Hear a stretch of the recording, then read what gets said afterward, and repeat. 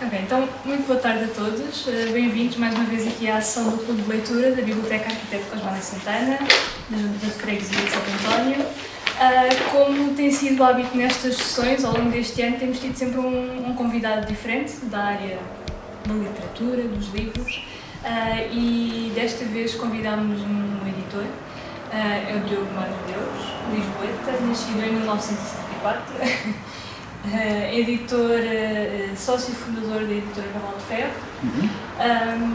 e está aqui connosco. E bem-vindo, muito obrigada pela oportunidade de estar aqui connosco. Enfim, queria lhe perguntar, deduzo que tenha trazido João Rulfo com a sua editora aqui para. Sim, esta tradução aqui para o nosso país, não é? De onde é que surgiu esta, como é que conheceu este escritor que é um escritor aclamado, não é? Um escritor muito conhecido na América Latina e, enfim, não só internacionalmente, não é? Como é que veio esta ideia de trazer este escritor? Sim, bem, em primeiro lugar, agradecer o convite. E dizer que já tive muitas apresentações de livros, obviamente, ao longo do percurso de editor. Era muito complicado pedir-lhe para se pôr ali. Sou surda.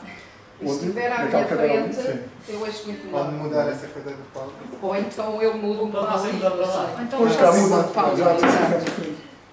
peço desculpa, mas talvez seja mais fácil assim, está bem? Vou tentar colocar melhor a voz. Vou projetar mais a voz. Obrigada. Mas como eu estava a dizer, eu tenho tido ao longo do percurso de editor muitas apresentações de livros e também estive em alguns clubes de leitura, mas nunca apresentei nenhum livro num clube de leitura. Portanto, também é uma experiência nova para mim e um desafio interessante.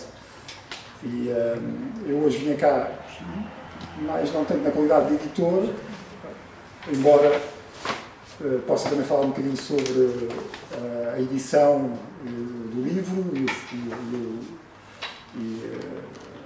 tudo o que envolve a escolha de um livro por parte de um editor, mas vinha mais uma conversa muito aberta de leitor para leitor.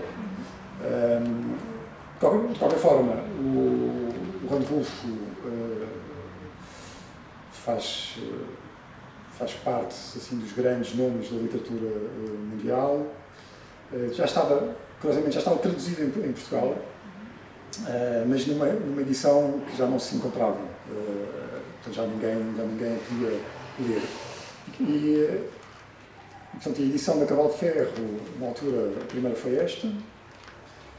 Foi em 2003, portanto, foi uma das primeiras obras que escolhemos para iniciar o percurso da editora, que a editora começou precisamente em 2003.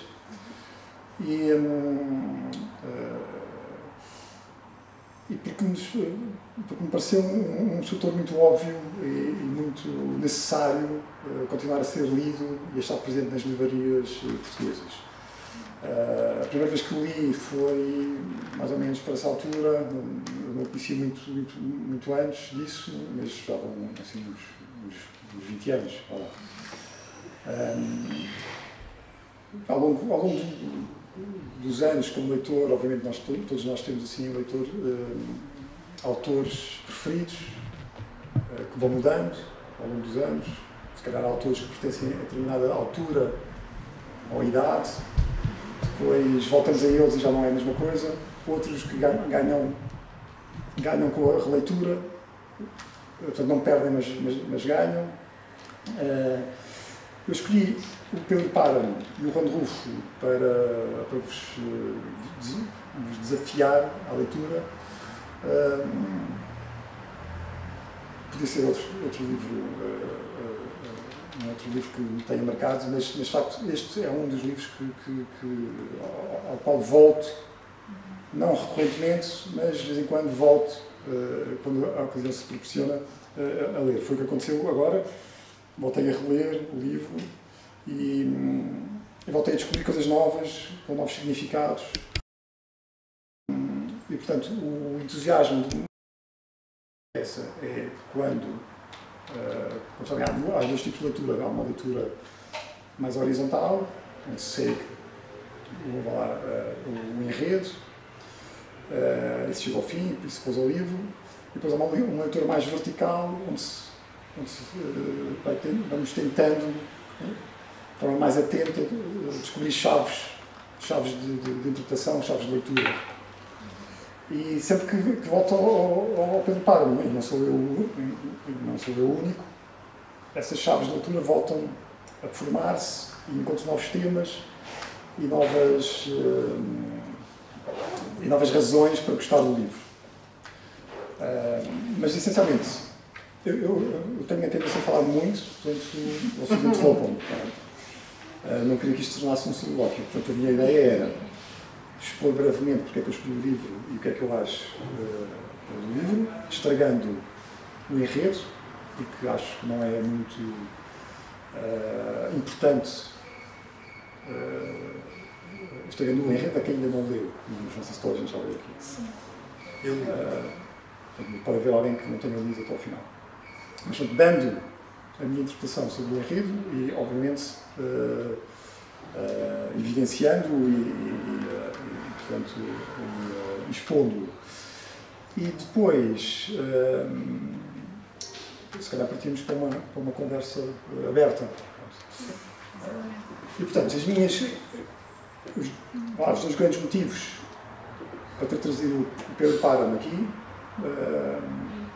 o primeiro pode parecer uma coisa muito banal, mas é importante, frisar que o valor literário de uma obra não se mede pelo número de páginas.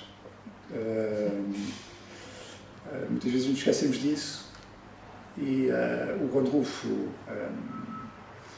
deve ter escrito, escreveu um pouco mais de 200 páginas ao longo de toda a vida dele e estas 200 páginas bastaram, foram suficientes. Aliás, ele faz parte, é um autor que entrou numa espécie de mitologia literária, como por exemplo o Rimbaud, que escreveu um livro e depois nunca mais escreveu nada, e esse livro marcou a história da literatura. O Pedro Páramo, e antes disso, A Planície em Chamas, ou El Llano em Llamas, o Llano em Chamas, foi um conjunto de contos que o Juan Rulfo escreveu antes do Pedro Páramo, marcaram de forma indelével toda a história da literatura, não só sul-americana. Portanto, o Juan Rulfo e o Pedro Páramo transcende a literatura sul-americana e faz parte de das obras universais.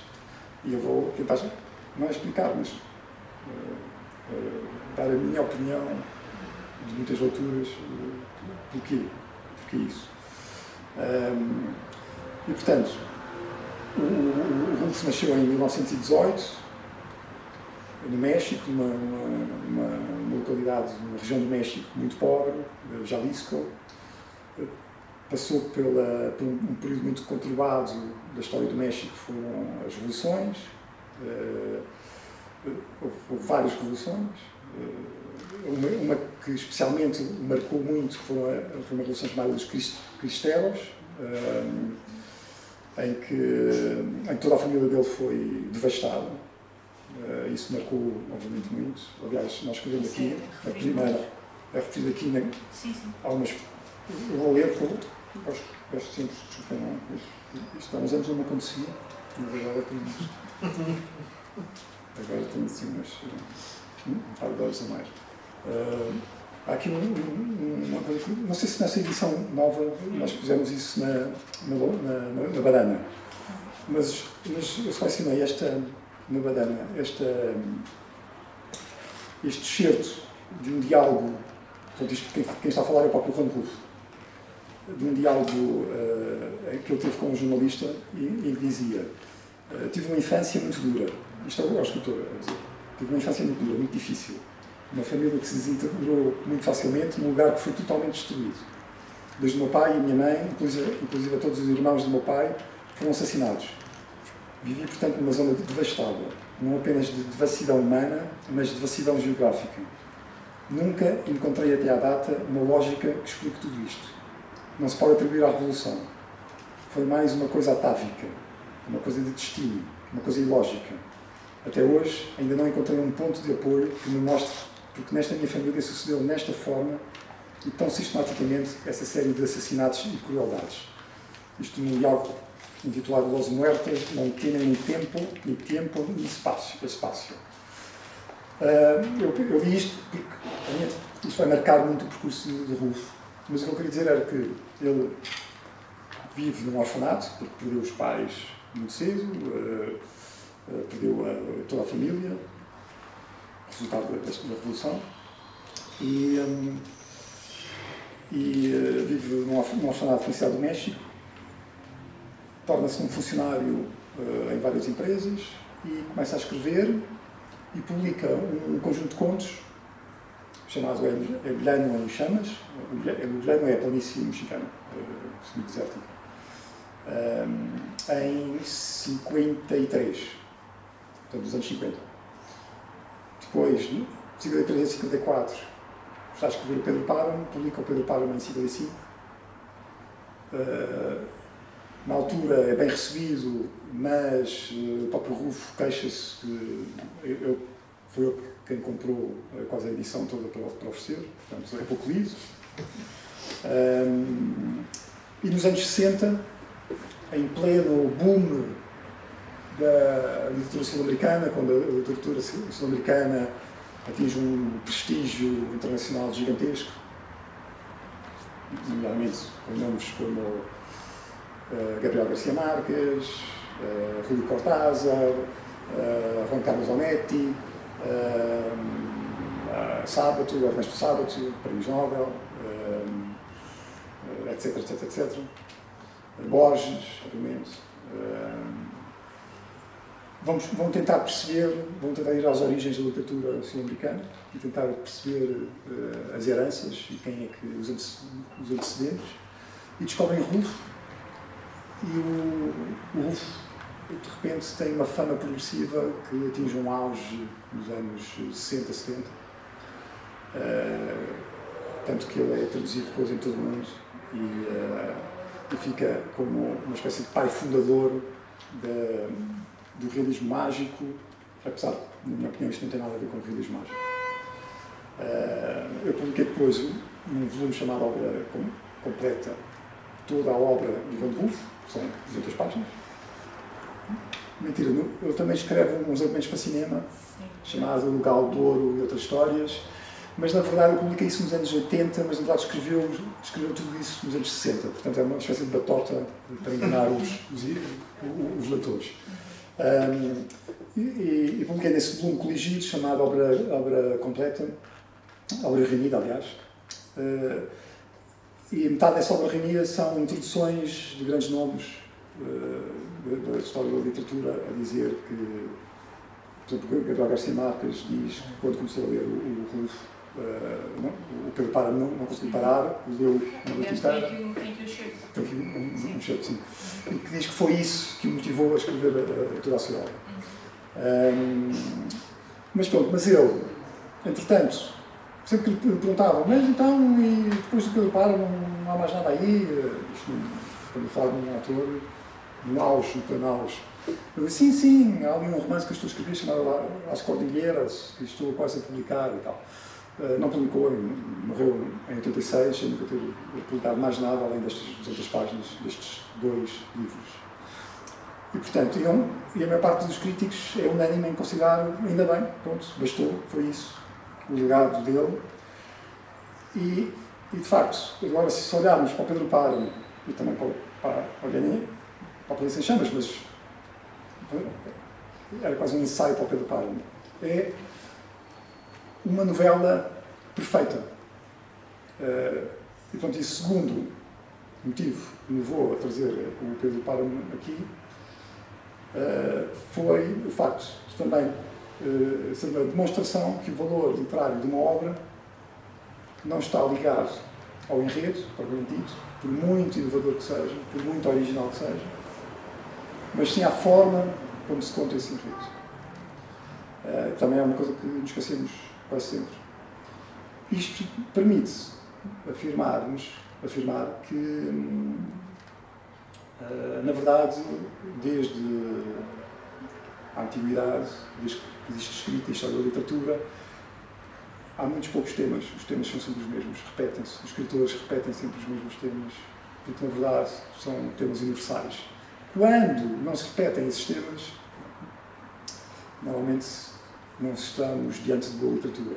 Há um tipo de literatura chamada literatura de engagé, ou que pretende direcionar o leitor num tema específico, numa preocupação do momento, e rapidamente o que se faz o que acontece, e isto aconteceu a muitos escritores, mesmo muito famosos, e também portugueses, e não só, é que passado uma geração, quando se pega outra vez nesses livros, já não tem valor, não é? Porque era um retrato apenas da população do momento.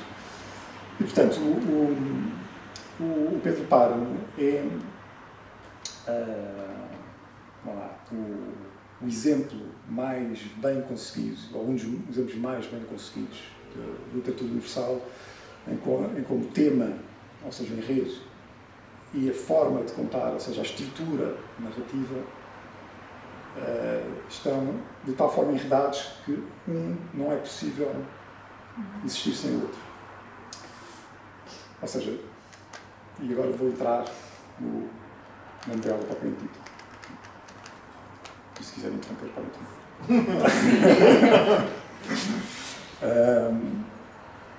Começando o tema. Portanto, primeira frase, imediatamente. Vinha com a mala porque me disseram que vivia aqui o meu pai, um tal Pedro Páramo. Foi a minha mãe quem me disse. E eu prometi-lhe que vinha vê-lo quando ela morresse. Apertei-lhe as mãos como sinal de que o faria, pois ela estava à beira da morte. Eu disposto a prometer-lhe tudo. Não deixe de ir visitá-lo, recomendou-me. Chama-se assim, assado, tenho a certeza de que gostará de conhecer-te. Na altura, nada mais pude fazer para além de lhe dizer que sim, que o faria. E de tanto lhe dizer, continuei a dizer-lhe mesmo depois do trabalho que as minhas mãos tiveram para se afastarem das suas mãos mortas. Imediatamente antes, disseram-me, não lhe vais pedir nada, exige-lhe o que nos pertence, o que me devia ter dado e nunca deu. O esquecimento é que nos voltou, meu filho. Cobre-lhe caro. Assim farei, mãe. Mas não pensava cumprir a minha promessa, até ter começado, há muito pouco tempo, a encher-me de sonhos e dar asas às ilusões. E assim se foi formando um mundo em torno da esperança que era aquele senhor chamado Pedro Páramo, o marido da minha mãe.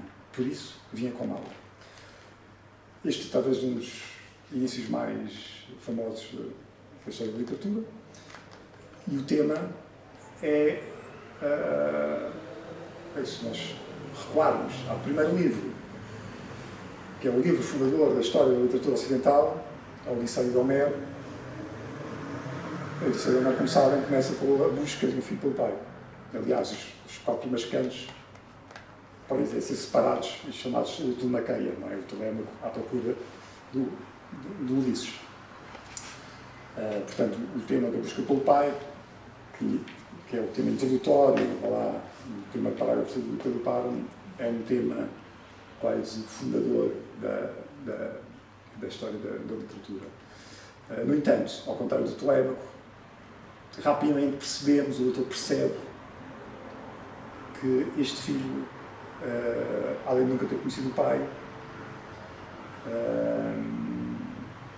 não tem especial apreço pelo pai, ou seja, há logo ali um tema também secundário, introduzido como uma picada no leitor, que é o tema do ressentimento. Há logo ali um ressentimento introduzido pela mãe. Cobra-lhe caro o esquecimento a que nos voltou do filho, diz logo ela. Está a dizer sentimento? Ressentimento. E, portanto, o leitor começa este relato muito confortável, um relato na primeira pessoa. Há uma personagem que depois virá a saber chamada Juan Preciado. Este Juan Preciado parece ser o herói desta novela e o leitor vai lendo esta, mais ou menos, de forma minimamente sequencial, esta entrada do Juan Preciado em Comala, esta busca do Juan Preciado pelo Pedro Páramo, pelo pai dele, e ao mesmo tempo há ali uns saltos cronológicos e outras vozes se intrometem, que gerem imediatamente uma confusão sobre quem está a falar, porque já não é o Juan Preciado que está a falar em primeira pessoa. Mas o leitor percebe ali que há uma voz que é provavelmente o próprio Pedro Páramo em criança, e vai andando de forma um bocadinho incerta, mas vai acompanhando as angústias deste percurso e vai se identificando com o Juan Preciado.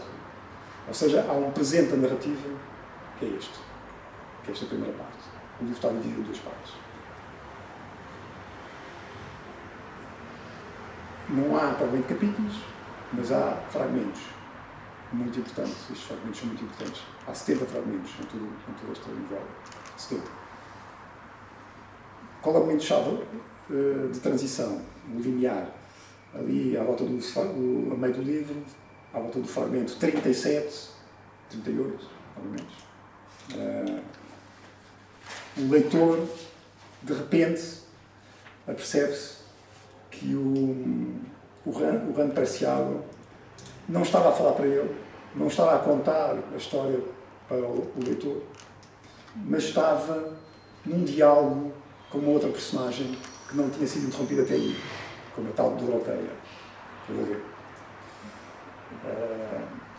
E este momento é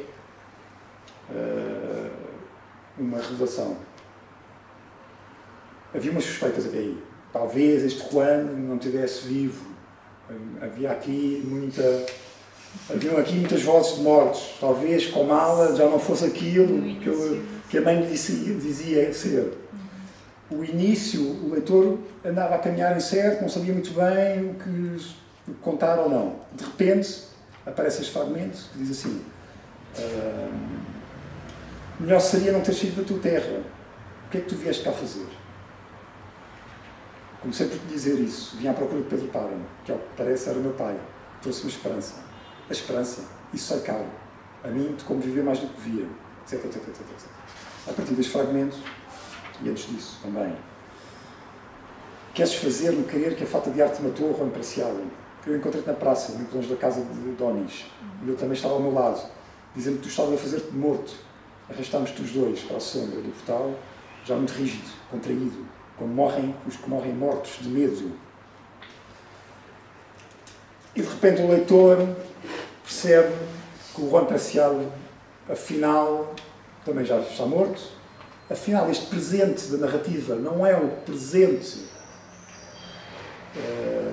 não é um presente real, é um presente do passado. E de repente, a partir daqui, o Juan Preciado quase que desaparece. Vai aparecer em mais 4 fragmentos, mas apenas como companheiro de tumba da Doroteia, que vão fazendo os comentários em relação às outras vozes dos outros mortos que estão a falar. Vai dizendo: quem é esta? É a Susanita, a Dona Susana. Ela fala sempre quando está frio ou quando os ossos assim, regelam no caixão. E o leitor começa a perceber que o que está ali a acontecer é um diálogo de mortos debaixo da terra. É arrepiante, atenção. Sim. E a partir daí começam a haver então várias vozes com saltos cronológicos diferentes, e percebemos que esta fragmentação, estes planos narrativos diferentes, sobrepostos, interligados, com saltos para frente e para trás. Há ali personagens que falam e que depois conta-se o que aconteceu antes ou depois. Tudo isto serve, ou seja, toda esta estrutura serve para separar, para confundir a nossa capacidade lógica para o nosso racionalismo e para introduzir essa separação entre o que é real, o que é o irreal, o que é consciente, inconsciente, a vida, os vivos e os mortos. E, portanto, uma vez que estamos todos a falar de mortos, e são os mortos que falam connosco, obviamente que não poderia haver uma linearidade, porque o que se faz aqui são recordações, e nós não recordamos de forma racional, nós não sonhamos de forma racional. E, portanto, tudo isto não é um virtuosismo exibicionista por parte de um escritor, é uma técnica muito controlada, ainda mais difícil do que fosse contar uma história do início ao fim, e essencial para se entender a história, ou seja, o enredo. Porque vamos lá descrever o enredo. Há um senhor chamado Juan Preciado, que promete à mãe moribunda, no leito da morte, que vai até Comala conhecer o pai. De repente descobre que não está na aldeia que descreveu a mãe, mas sim numa aldeia abandonada, começa a ouvir vozes de fantasmas por todo lado, morre de medo e, entretanto, o leitor descobre que o pai, um tal Pedro Páramo, é apenas um cacique violento e brutal que expôs e dispôs de Comala como quis, mas não controlando a força dos seus sentimentos, apaixonou-se também ele por uma tal de Susana San Juan, e quando esta morreu, uma louca, quando esta morreu, há uma expressão magnífica, arrepiante, que diz: cruzou os braços e Comala morreu. Pedro Páramo cruzou os braços e Comala morreu.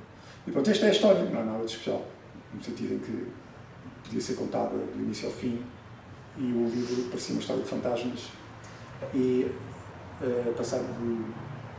fazia as suas 2.000 cópias do início, e nós estávamos aqui a falar sobre ele. Portanto, a estrutura é essencial para compreender esta obra. E depois, e vamos já acabar,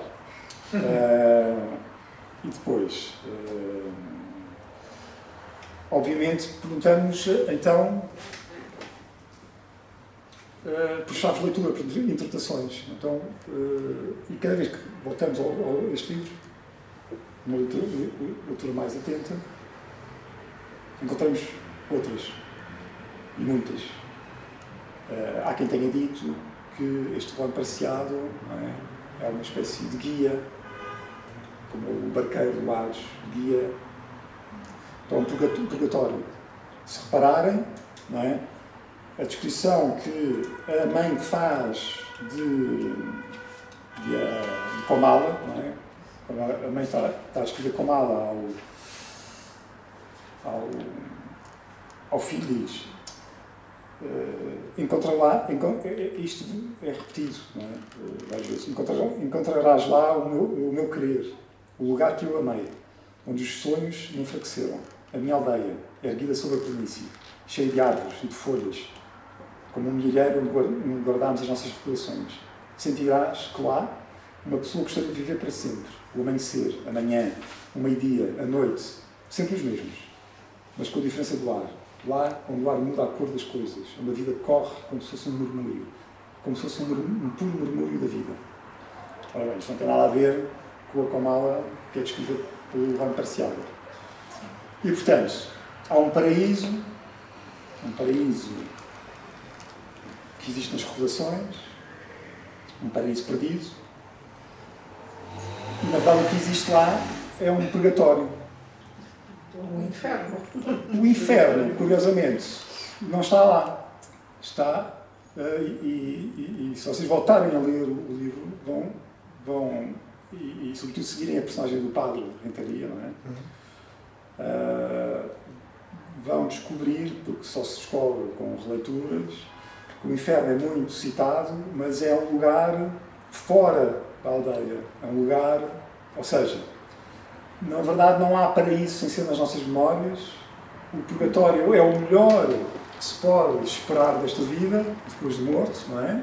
Estarmos ali na aldeia, a falar uns com os outros, porque, na verdade, o inferno é o que nos espera a seguir. Isto faz parte de uma visão extremamente negativa, cósmica, quase mexicana, do Van Roof, onde temos um herói, que é o Rano Praceado, que nos conduz até ao centro do mundo, que é esta aldeia, que na verdade é um purgatório. Isto reenvia para outras chaves de leitura.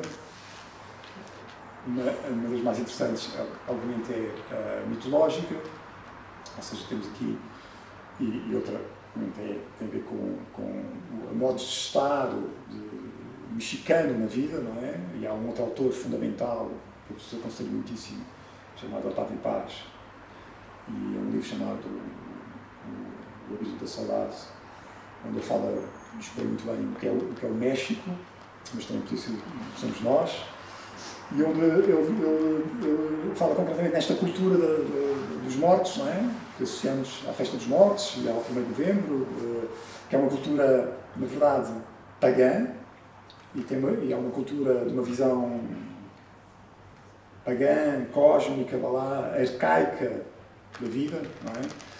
Onde não há propriamente uma divisão entre morte e vida, onde não há propriamente uma estrutura linear do tempo como racional, como nós estamos habituados agora a medir, que nos traz um desconforto total, porque olhamos para a reta final e não vemos, e só vemos o infinito e o vazio, não é? Mas nem sempre foi assim. A ideia dos nossos antepassados era circular, não é? Era o ritmo que observavam das estações, depois da primavera vem o verão, depois do verão o outono, depois do outono o inverno, a vida, a morte, o que está é aparente e irá desaparecer, e o que não está visível torna-se visível. Portanto, vou-me calar, há tantos pontos onde um bom livro pode conduzir, e onde uma boa história pode conduzir, que é um prazer o Pedro Páramo a cada leitura renovada. E estas foram as razões que me levaram a fazer aqui. Isto não era propriamente uma tese, mas pronto. Eu gostava de ouvir-vos ouvir as impressões que tiveram, se gostaram, se não gostaram, se foi difícil, se foi chato. Não há propriamente o que pode ser um bom livro para um, pode ser um péssimo livro para o outro. E portanto, este meu entusiasmo pode ser meu. Só. Sim. Não é um livro fácil. Não. Não é. Ainda bem. Eu há uns anos comecei a lê-lo porque eu vi uma peça no Meridional, de Pedro Páramo, e fiquei extasiada e quis ler e não entrei nele, abandonei-o. E agora tinha que o ler. E digamos que há coisas que me desconcertaram completamente, não é? Esta passagem do vivos-mortos, mortos-vivos, complica para a nossa racionalidade, não é? Sim. Acho que é um livro para ler e reler. É um livro que tem coisas lindíssimas, descritas, poéticas mesmo. Pois nem tem isso, na linguagem que ele fala, que dá um resumo da crítica. Mas é um livro para ir lendo. E relendo. Ainda está lido, acho. Pois, exato. Eu agora reli-o e achei que fiz como a Marcas quase, não uma noite inteira, porque ele exagera, porque o livro lê-se em menos de uma noite, na minha opinião. Ou seja, é quase o livro de rajada e achei que era... também já estava preparado para a confusão inicial. Já sabia que vai-me confundir e depois vou encontrar o fio da meada, porque o curso vai me dar pistas sobre isso. E gostei, e acho mais difícil parar a leitura e depois voltar do que ler assim, confiado. para mim foi difícil, porque também o momento não era fácil. E, portanto, eu fiz muitas paragens. O teu momento. O que não facilitou. Eu penso que realmente se tivesse lido tudo seguido, tinha sido mais fácil. No entanto, há parte, pronto, lá no primeiro parágrafo, que eu já li, há principalmente descrições e partes sobre a Susana que são maravilhosas. São das coisas mais bonitas que eu já li. A descrição dela as descrições dela na cama, as descrições dela a lembrar o primeiro marido e a forma como faziam amor é super sutil, Sim. mas das coisas mais maravilhosas que eu já li. É muito conciso o Rufo. A linguagem do Rufo não há barroquismo nenhum, não há artifício na linguagem. Ele procura escrever com uma economia de meios incríveis e sensíveis. Esta parte das mãos, no início, das mãos de afastar, que é qualquer coisa de extraordinário. Sim, é extraordinário. É uma coisa mesmo. E depois achei. Tu estavas a dizer que o Pedro Páramo, que é um cacique brutal. Um cacique, uma pessoa. Mas que não deixamos, pelo menos para mim, eu não consegui de me apaixonar por ele. Ou seja, porque é de uma violência terrível. De uma esperteza de rato, quer dizer, tipo, que consegue... Como ele faz com os revolucionários, não é? Sim, exatamente, é maravilhoso. Como ele agora junta-te àqueles e junta-te aos outros. Não, e como ele, junta-te a quem vence. Num momento que parece fraqueza, de repente vira a mesa com 3 frases. Exatamente. Um autodomínio. E, tipo, mesma situação com o filho, Miguel. Que era filho, era um dos filhos. Não? É aquele que ele deixou entrar lá em casa. Sim. Mas depois há aquela paixão. E aquela paixão faz dele humano, quer dizer, faz dele outra pessoa. Aquela pessoa que nunca abusa dela, que nunca a protege, que simplesmente fica encostada na parede a observá-la. E isso faz dele. Há um outro lado dele. E o que é que acontece? Morre tudo depois. Morre tudo. Porque a paixão consome tudo. Sim. Não é?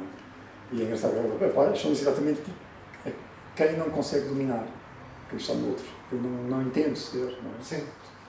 E pronto, e podemos falar também, obviamente, da visão do Rufo sobre a Revolução, etc. Porque, obviamente, a Revolução para ele não revolucionou nada. É uma espécie como o gato pardo, não é preciso que mude tudo para que tudo fique na mesma. Ou seja, é uma novela que arrepia em várias medidas. A principal medida é que temos a sensação de que nada muda. É um atavismo terrível. Ou seja, nada nunca mudou, nada nunca mudará. Há mortes e mais mortes, e violência e mais violência.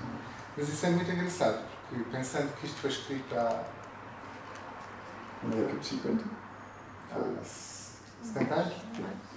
E México continua a ser um Não é só bocadinho isto.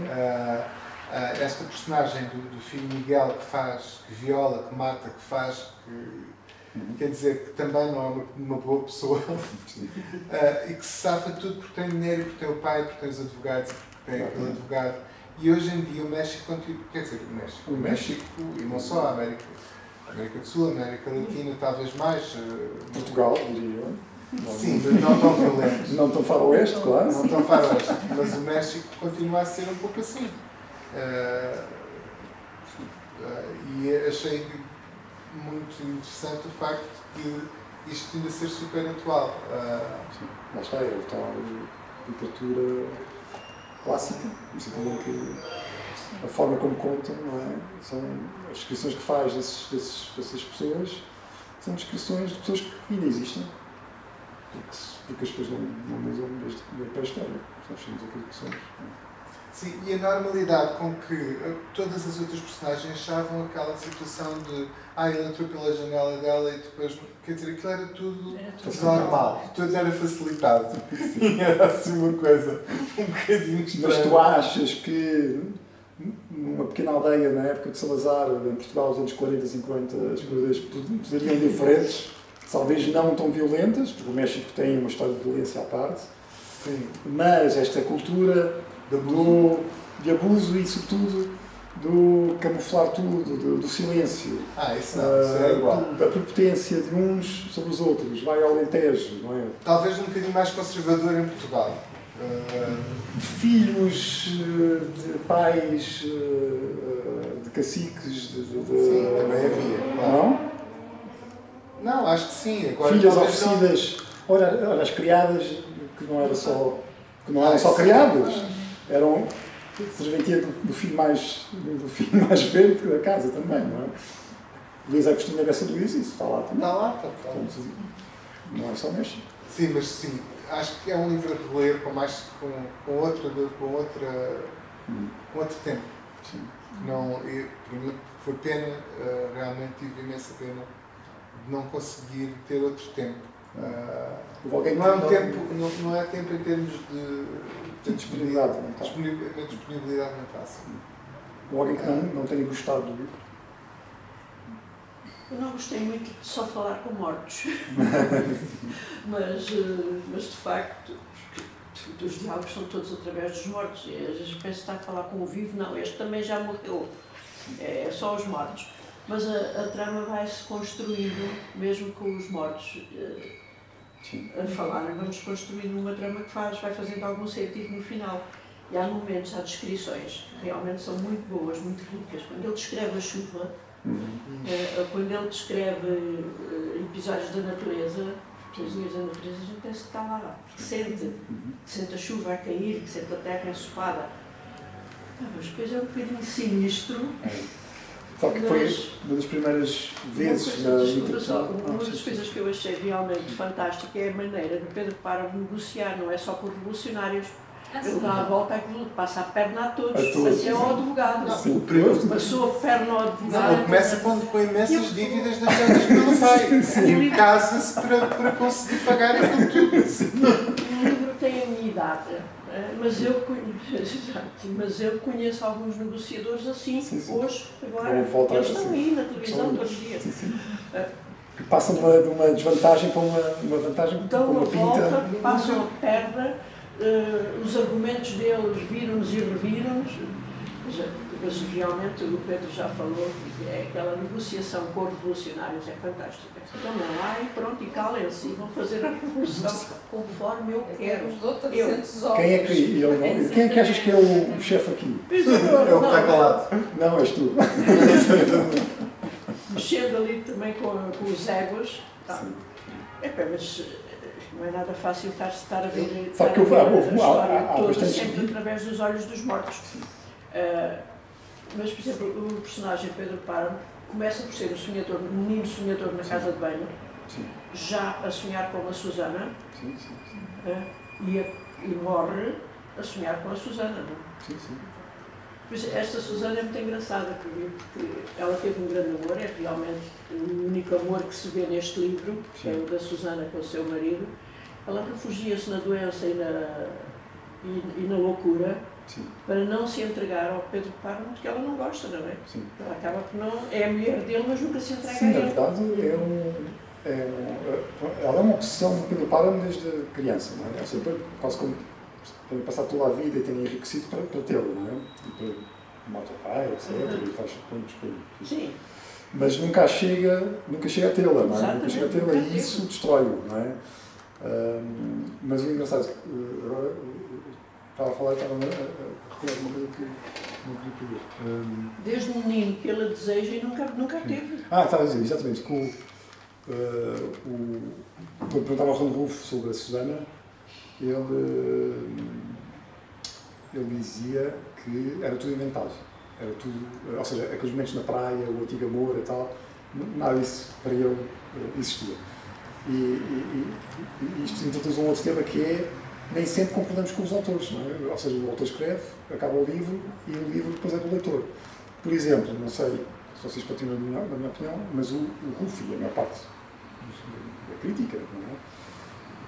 Diz que o Juan Parciado, não é? Chega ao Comala vivo e morre de susto, aliás. Para mim, ele já está morto. Ele também já está morto. E eu vou dizer porque é que eu acho isso. Porque ele está a falar com uma pessoa que vai para o público e mais tarde eles dizem que essa pessoa era muda. Se era muda, como é que falou com ele? Só podia falar com ele porque estava morto. E ele está já a ouvir um morto. E estavam a dialogar os dois. Quer dizer... Ou seja, ele não morreu lá. Ele não morreu lá, já vinha morto. Ele já só sai à procura do pai já morto. Mas pronto, se perguntaram ao Rufo, e o Rufo respondeu que os escritores não sempre são as melhores pessoas para falar sobre o Para ele sai vivo. Para ele morreu lá, de susto mesmo. E a Susana inventou tudo. São tudo delírios da cabeça dela. Desculpe, não ouvi agora. Susana? São tudo delírios da cabeça dela. Ou seja, nunca houve amor nenhum. Pegaram nela em criança, o pai levou-a para umas minas, afastada. E nunca houve marido. E nunca houve marido. Eram devaneios de loucura, de esquizofrenia.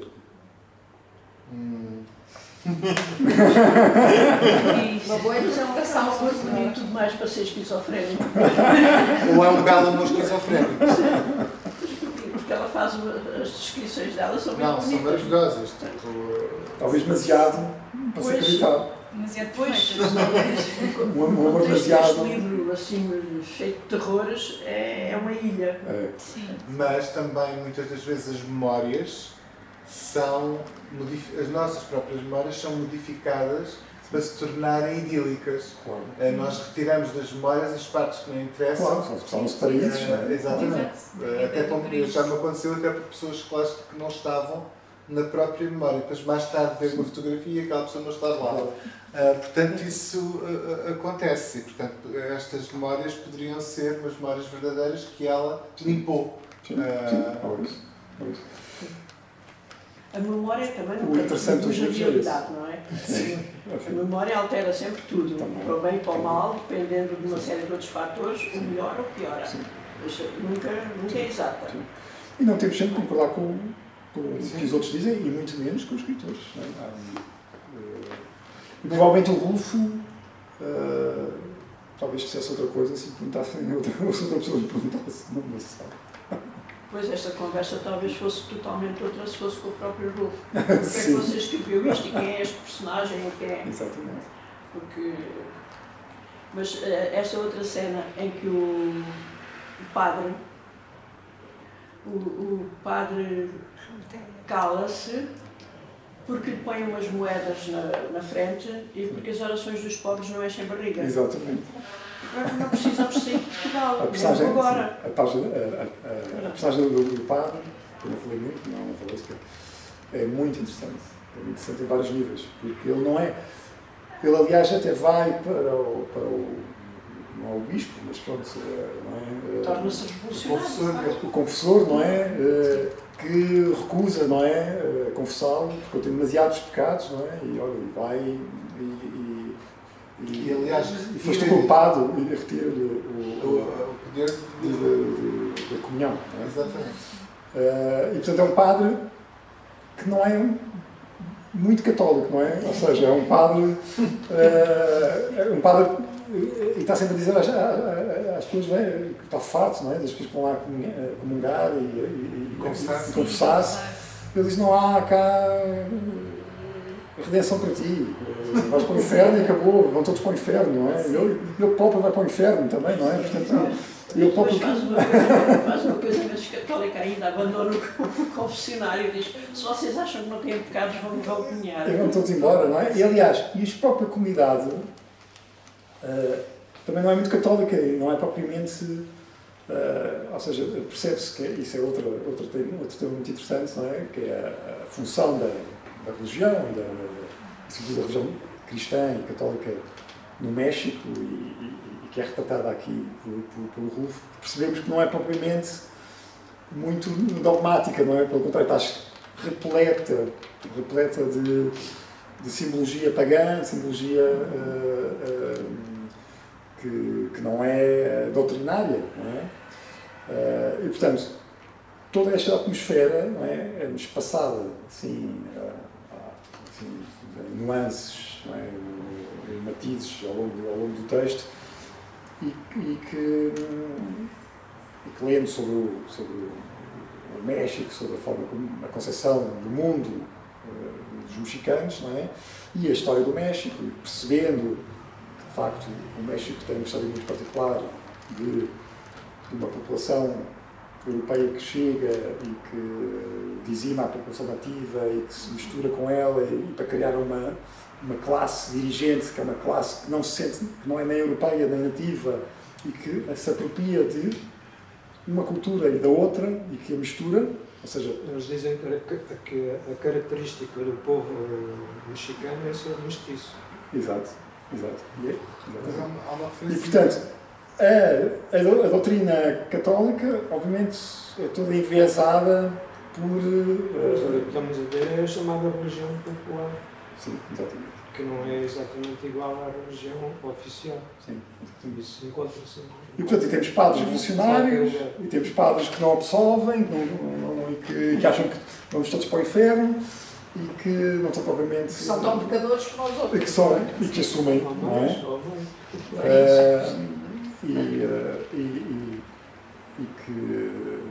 E é um personagem muito complexo, o padre, não é? Porque ele também é cheio de ressentimentos e de arrependimentos também. Não é? E se pensarmos bem na história, tem porquê. Tem porquê. Mas aquela imagem já se percebe depois só pela fala do advogado. Mataram-lhe o irmão, sabe-se que o mataram, mas depois puseram uma pistola na mão. Sim. Também se faz isso por aí, não é? Sim. Aparecem umas pessoas enforcadas que não se sabe muito bem se enforcaram ou se foram enforcadas. Exatamente. Aliás, há um personagem também que aparece depois, o fantasma dele enforcado lá no quarto. Sim. Enforcaram-no. Exatamente. Está lá escrito. Sim, enforcado. Enforcaram-no. Ele não se enforcou. E há aqueles personagens que falam em quarto, em que ele dorme, não é? E parece O casal. O casal, não é? Irmão e irmã, vida comum. E afinal são irmãos. São irmãos, que Há assim umas coisas muito esquisitas. Mesmo aquela noite de núpcias da mãe do Preciado. Sim. É a noite de núpcias, mas não te deites como homem. Então vai lá tu. Sim. Bem, substituindo, ele não vai dar em conta com a isso. substituta era a atriz. Difícil, sim. É quem recebe. Sim. Por isso é que ela diz sempre que... Se calhar tu podias ser Ele é meu. uma Tu filha. podias ser meu. Tu podias ser meu. Portanto, é uma obra... Quanto mais uma pessoa pensa, mais riquíssima em pequenas sugestões. Eu agora já não me lembro onde é que foi exatamente, mas há um ponto... Espero eu que não seja a realidade do México atual. Ou que seja muito distante do México atual. Mais uma vez digo, não vamos falar só de México, vamos falar de seres humanos e de condições socioeconómicas, talvez, e de culturas. Mas estavas a falar dos mestiços e da mestiçagem dos europeus que foram, mas há uma passagem que eu já não me lembro onde, é que ele diz, ao menos traz um filho louro. Sim. Sim. Como se isso, olha, aconteceu disto, foi uma desgraça, mas sim, uma das raparigas. ao menos um filho louro é uma mais-valia. Esquece lá tudo o que te aconteceu, porque pelo menos o resultado vai ser bom. E eu fiquei a pensar, realmente isto é uma coisa horrível de se dizer, porque parece que o ser louro abre portas que aos mestiços estão vedadas, quer dizer, e é uma pequena passagem, é uma frase. Tens aí lutas de classes, tens aí tudo isso em uma frase. Não é? É uma frase que de repente abre a descrição de um mundo e a caracterização de um mundo e que... Por acaso, isso foi uma das coisas que eu gostei mais quando li, foi a capacidade, lá está, não é de síntese, mas é de conseguir transmitir uma ideia tão forte, uma coisa tão forte, só numa palavra ou numa frase, ou só pouquíssimo. Mesmo nos diálogos, não é? São às vezes muito curtos, muito quase secos, não é? Sim. Mas são muito fortes, não é? E transmitem muito. E pronto. Isso é uma coisa... E obviamente fazer uma coisa dessas é muito mais difícil do que escrever 400 páginas sobre uma aldeia mexicana em que toda a gente está morta. E por isso é que o Van Roof é um autor que vai permanecer para sempre. Então, enquanto houver editores que o editem e leitores que o leiam. não falei uma coisa engraçada no Feito de Ver, que é o nome dos personagens que são maravilhosos. Uma vez perguntaram ao Rufo como é que ele inventava nomes tão genuínos. Sim. E ele respondeu uma coisa também arrepiante. É muito fácil. Passei-me pelos cemitérios. Exatamente, e vejo as lápides. Sim. Afinal, ao cabo, são nomes que existem na realidade. É para ser porque não tem não é? Pronto. Eu gostava de questioná-lo sobre acha que ele escreveu esta história assim, do princípio ao fim, ou que ele escreveu e depois foi recortando e foi compondo e costurando, não sei o quê. Pois, isso já entra na chamada oficina do escritor, não é? Portanto,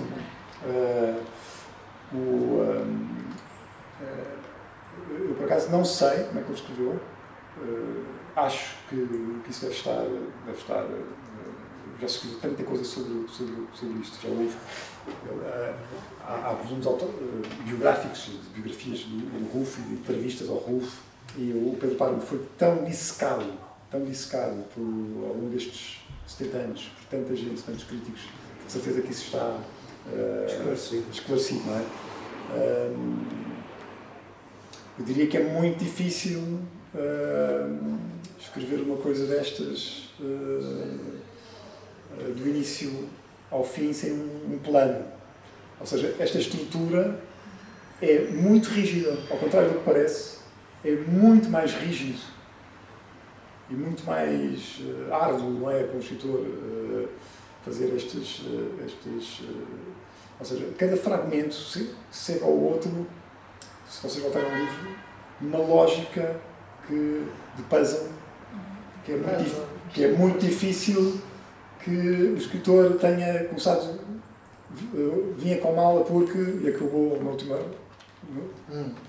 Ou seja, ele teve que preparar fragmentos, teve que riscar, teve que... Eu imagino que ele terá tido um plano, não é? Teve que ter um decidiu plano. O que é que ia escrever e depois escreveu e depois fragmentou. E teve que cortar. Se calhar ele fez uma coisa muito em bruto e depois teve que lapidar e cortar. Como por exemplo, há uma poeta polaca que ganhou o prémio Nobel, a Szymborska, também só escreveu 200 páginas menos, escreveu pouquíssimo ganhou o prémio Nobel, pouquíssimo. E uma vez perguntaram-lhe porquê que ela tinha escrito tão pouco. E ela respondeu, felizmente, porque tem um caixote de lixo ao lado.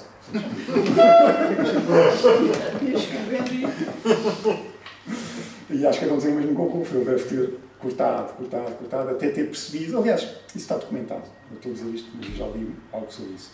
Como é que lhe veio a ideia, de repente, de não haver uma continuidade. Uma continuidade, sim. E como é que ele construiu isso? Acho que houve um plano, para mim parece-me que é, porque ele começa com o Pedro Páramo criança e acaba com o Pedro Páramo. Portanto, ele vai construindo Pedro Páramo ali ao longo, mesmo no meio daqueles mortos todos, que isso é parte negativa. Eu acho que é muito difícil ele depurar estes fragmentos para ficarem tão pequenos. Eu por acaso não teve nada esse sentimento de puzzle. Não, da morte, quer dizer. O sentimento do puzzle, esta noção de puzzle. À morte. Talvez pela minha, não sei se a minha relação com a morte é um pouco estranha. Talvez por isso, não sei, como uma coisa muito natural e pronto, é assim.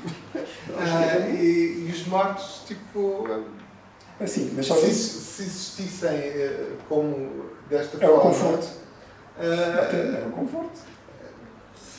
São outra entidade, quer dizer, não... Os mexicanos convivem com os mortos, exatamente, fazem tipo, cerimoniais, fazem ofrendas, festas. Continuam a ser familiares, vizinhos, continuam a ser aquelas pessoas com quem eles conviveram. E eles continuam a lidar com eles no seu cotidiano. A estranheza aqui já houve, antes do Rufo, obviamente, muitos livros sobre mortos a falarem.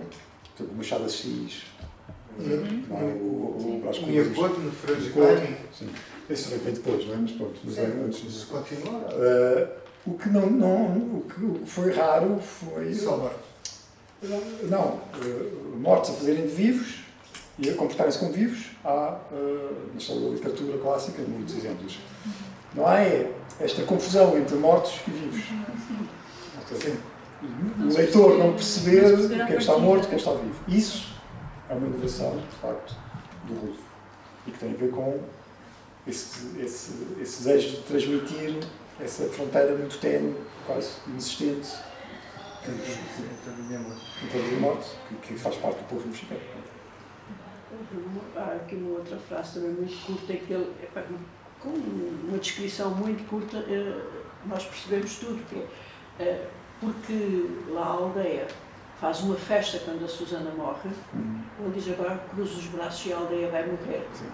Lá do alto do seu poder é isso que acontece mesmo. Essa frase é linda.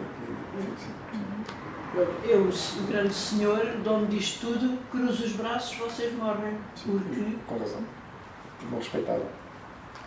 Sim, não respeitar a dor dele. Não respeitar o meu sentimento. Sim. Ele que nunca respeitou nenhum sentimento de ninguém. Exatamente. Ele que não respeitou nada nem ninguém. Sim. Mas não há esta dor pelo filho. Não, era mais um filho. Para ele, a morte do filho, pronto. É interessante também a forma como ele... Mas o filho também é um filho especial, é um filho consentido. Aliás, há um sítio qualquer que isto é um filho consentido. Trouxeram-lhe e ele disse, ponha-no para aí, que há muita gente que cuida dele. E pronto. Aliás, há um sentimento, este sentimento negativo, não é? Passa tudo, desde de incomunicabilidade. Há uma incomunicabilidade geral, não é? Entre ricos e pobres, entre para a minha aldeia, entre pai e filho, entre as relações amorosas, ou seja, a sensação que dá é que, apesar de eles falarem uns com os outros, não há provavelmente um entendimento entre eles. Mas eu queria dizer que, pronto, que é interessante essa inquietação que traz a leitura, porque uma prerrogativa que eu acho que a boa literatura tem é que raramente apazigua, não é? Inquieta, normalmente inquieta, no sentido que provoca, faz tudo o que é novo, mexe connosco, não estamos habituados, não é o nosso terreno habitual e é sinal, quando vemos um bom livro e se ele nos inquietou, é sinal que mexeu connosco, é sinal que mexeu qualquer coisa lá dentro e, portanto, é sinal que é um bom livro. Faz muitas perguntas e tem poucas respostas. Sim. Se tiver muitas respostas... Sim, não interessa. Sim. Exato. E, portanto, e é um fato, não sei, um prazer muito grande falar do livro, claro.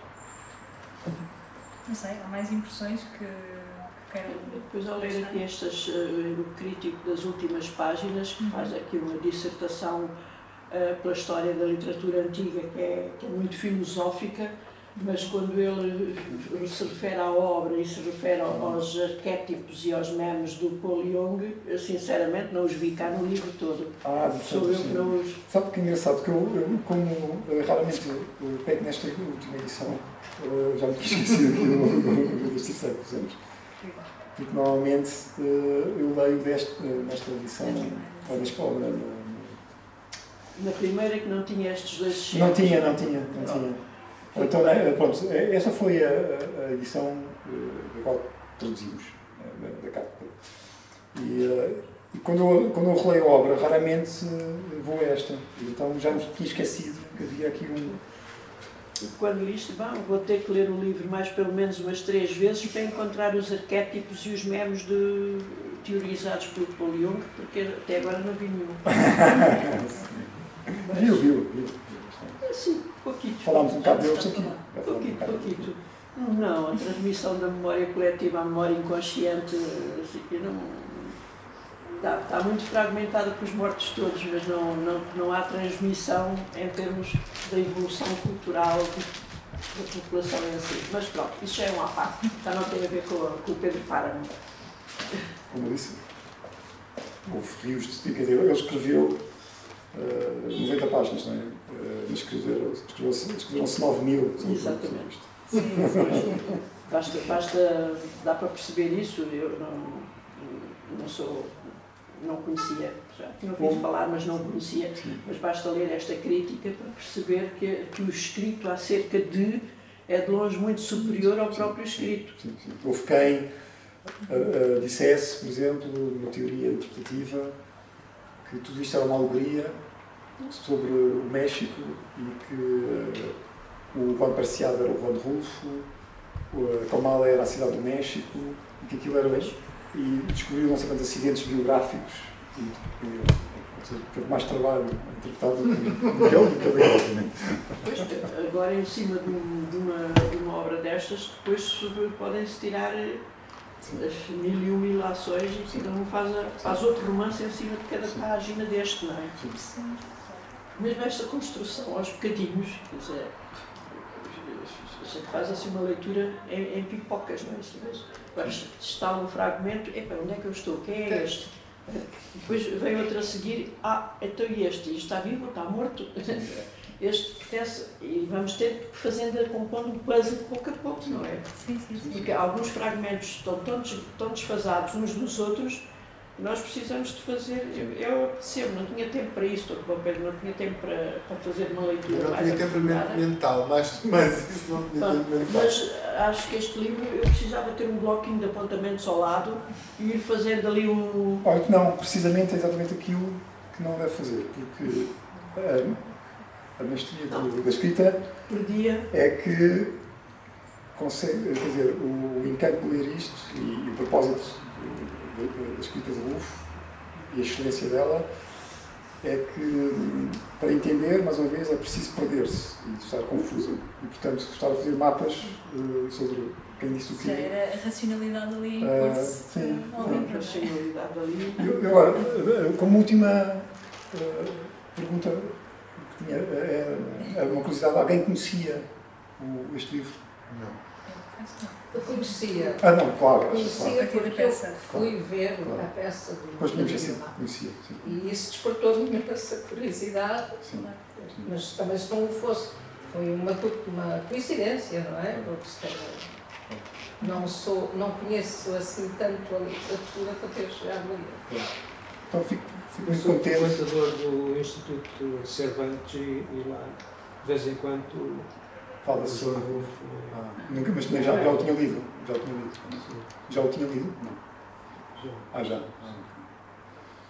Então, faço um convite para lerem o resto da obra. Não vão perder muito tempo, são poucos contos. Vão ver que os contos também são maravilhosos. Os contos da Península Chamas há contos. São todos mais ou menos como o Pedro Páramo, são perfeitos, têm uma construção perfeita. Não são como o Pedro Páramo, não são isto de fragmentação, são muito diferentes. Como conto, são mais pequenos, são contos, mais fazer conto, isso vai ser mais pequeno. E são... Quem é que edita esse? Também editado, sim.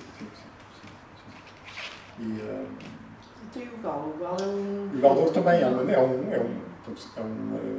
um conto lá, é um relato para cinema, não é? Também é um conto, também muito giro, sobre lutas de galos. E já agora vale a pena revisitar a obra toda, porque, de facto, fica o convite feito para conhecerem. É raro podermos dizer, olha, li a obra toda desse escritor. Pronto, vocês têm esta oportunidade. É possível. Sim. Sim. Bem, então, se não há mais questões e mais perguntas, só me resta também agradecer este desafio e de nos ter dado a conhecer este autor e este livro, que acho que traz aqui boas, apesar de haver algumas coisas mais estranhas, não é? Acho que no final traz assim um bom sentimento de desafio e de pensamento, não é? Portanto, acho que foi um ótimo desafio, acho que foi um ótimo livro para fecharmos aqui este nosso ano de Clube de Leitura. Em princípio vamos voltar em setembro. Ok? Portanto, fechar para férias. Agosto. Não, Fechar para férias. vamos fechar para férias, não é? Interromper. Interromper, sim. Claro que espero que continuemos a ler livros, entretanto, não é? Até lá, que possam vir até à biblioteca também ver aqui alguma novidade que apareça. Mais uma vez, obrigada, Diogo, pela disponibilidade, por estar aqui. Foi uma ótima conversa. Obrigada. E obrigada a vocês também, que também fizeram parte deste clube e também foram formando e também fizeram aqui tornaram aqui esta dinâmica e estes encontros sempre mais interessantes, não é? Até setembro vocês vão ler o Guerra e Paz agora, comigo. Mas podem ler esta obra do Rolfo, dá para ler. Isso é esta semana. Ok, então muito obrigada e até setembro.